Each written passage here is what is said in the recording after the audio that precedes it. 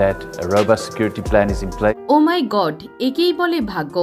ICC থেকে বিশাল সুখবর পেল জাকির আলী। বিরাট কোহলি, বাবর আজম, ম্যাক্সওয়েলদের টপকে আইসিসি র্যাঙ্কিংয়ে সবার উপরে এখন জাকির আলী। বিস্তারিত দেখুন পুরো ভিডিওতে।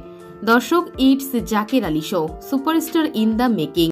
এবারের উইন্ডিজ সফরটা দারুণ কেটেছে জাকির আলী অনিকের। টেস্ট দিয়ে শুরু, টি-20 দিয়ে শেষ। দাপুটে ক্রিকেটের উজ্জ্বল উদাহরণ দেখালেন তিনি। 3 টি-20তে 60 গড়ে 120 রান করেছেন জাকির। শেষ ম্যাচে রীতিমতো তাণ্ডব চালিয়েছেন তিনি। 80 রানের জয়ে ম্যাচ সেরা হয়েছেন তিনি। এদিকে চলতি বছরে আন্তর্জাতিক ক্রিকেটে সবচেয়ে বেশি রান করেছেন বাংলাদেশের প্লেয়ার জাকির আলী, যেখানে ভারতের বিরাট কোহলি, রোহিত শর্মা, পাকিস্তানের প্লেয়ার বাবর আজম, রেজওয়ানের থেকেও বেশি, যার কারণে চলতি বছরে আইসিসি র্যাঙ্কিংয়ে সবার উপরে উঠে গেছে জাকির আলী। আর এ কারণেই আইসিসি থেকে সুখবর পেয়েছে জাকির আলী, কেননা আইসিসি থেকে বিশাল বড় এক পুরস্কার দিয়েছেন জাকির আলীকে। এটা সত্যিই ছিল দুর্দান্ত।